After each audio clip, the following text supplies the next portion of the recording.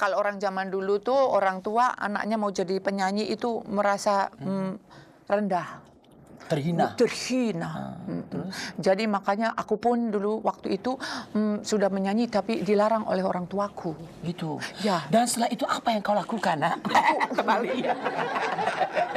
Aku ya hanya bisa menangis. Dan? Nah, karena bapakku mengatakan bahwa apa? Kau mau jadi penyanyi? Muka bapakmu mau taruh mana? Jadi aku mikir muka bapakku mau taruh mana kan gitu.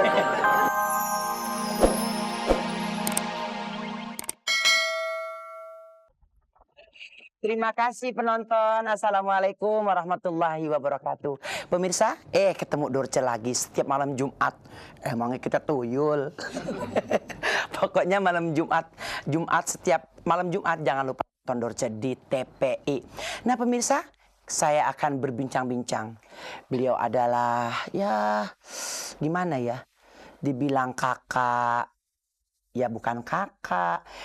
Yang jelas beliau ini adalah ibu saya, beliau masih cantik, beliau pencipta lagu dari mulai lagu yang ceria sampai lagu anak-anak beliau ciptakan. Kita nggak usah panjang-panjang lagi, kita sambut aja. Pemirsa dan penonton, kita sambut Tante Titi Puspa. Selamat malam Tante Titi, apa kabar? Apa kabar, Dorce? Cantik sekali. Lumayan buat hari-hari. Tante Titi, bagaimana kan kita tahu semua Tante Titi. Penonton, yakin nggak kalau Tante Titi ini asli loh? Yakin nggak? Memang bikinan dari... Kalau gue, loh. Tante Titi kan sudah tahu bagaimana sih zaman Tante Titi dulu muda. Tentu kan sudah ada penyanyi. Zaman Tante Titi muda, pemudanya siapa sih yang paling digemari pada saat itu? Oh, kalau waktu itu Bing Slamet. Itu masa remajanya? Ya. Setelah atau sudah kawin? Sebelum dan setelah. Bing Slamet.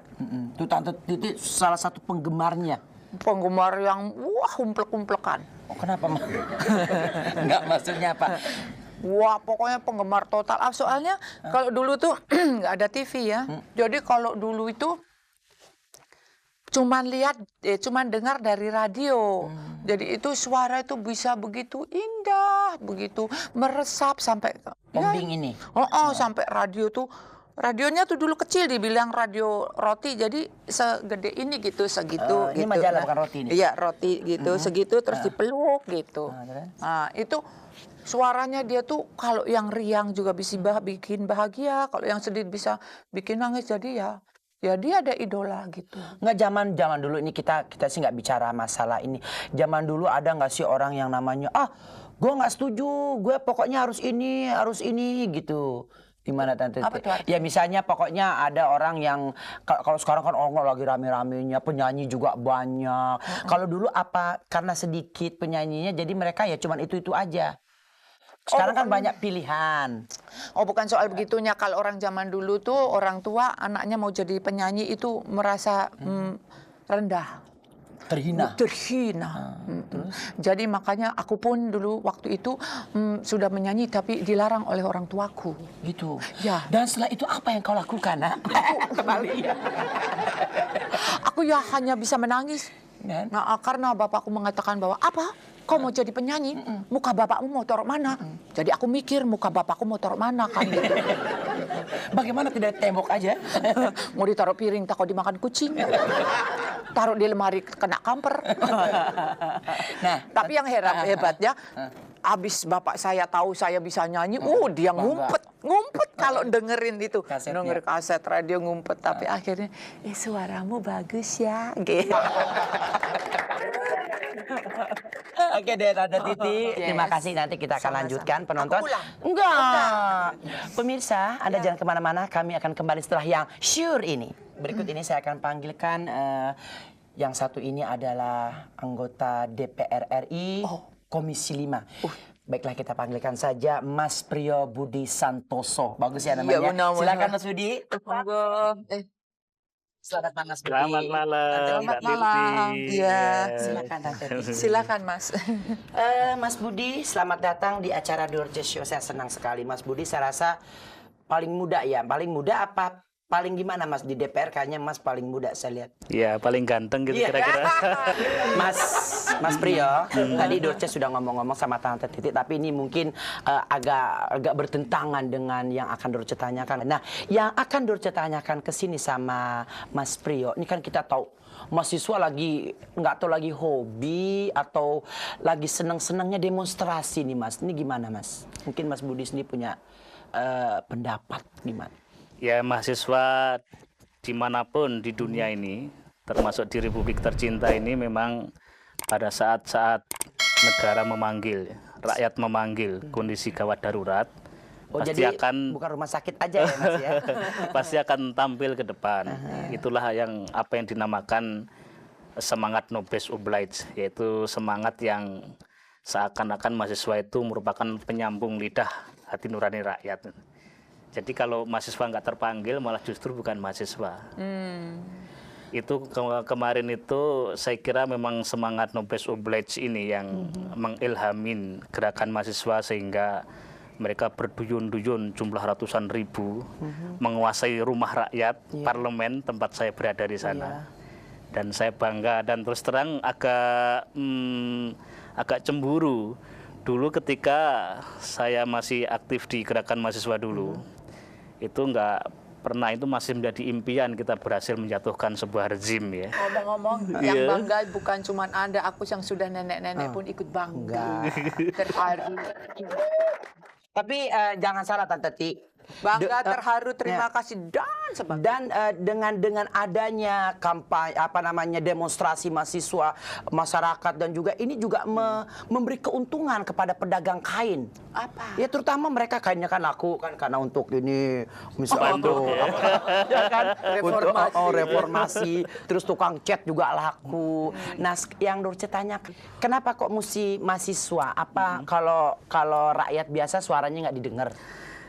Agak berbeda karena posisi mahasiswa yang unik dalam strata sosial kita. Jadi kalau gerakan itu dimotori mahasiswa mesti berbeda dengan kelompok masyarakat lain. Ya, itu mahasiswa itu cenderung tidak punya kepentingan politik praktis, kepentingan untuk naik pangkat, kursi gitu kan. Kan enggak kan? Jadi lebih sebagai gerakan moral. Dan justru karena itulah dimanapun di muka bumi ini, termasuk yang terjadi di Malaysia, di Republik kita ini, sebuah gerakan yang dimotori mahasiswa itu pasti memang mau nggak mau harus didengar. Suka tidak suka harus kita dengar. Setajam dan sekeras apapun kritikan itu, mereka tidak punya kepentingan pribadi sesaat ya, berbeda dengan kelompok masyarakat lain. Itu yang membedakan kekuatan gerakan mahasiswa. Tapi gerakan mahasiswa juga saya amatin tidak sekedar menjadi sebuah gerakan moral, tapi sudah bisa kita letakkan sebagai sebuah gerakan politik. Nah, dengan demikian gerakan mahasiswa sebagai kekuatan politik mau nggak mau mempunyai tempat yang agak unik dan istimewa karena dia akan selalu diperebutkan oleh kelompok politik manapun. Saya kira rakyat juga akan menolak kalau ada gerakan-gerakan anarkis ya yang mengatasnamakan apapun juga, termasuk mengatasnamakan gerakan mahasiswa yang suci itu untuk kepentingan yang di luar batas-batas toleransi konstitusi. Rakyat pasti akan melawan menurut hemat saya. Nah, Tante sendiri di zaman Tante sendiri, zaman muda Tante Titi, ada nggak mahasiswa kayak begini?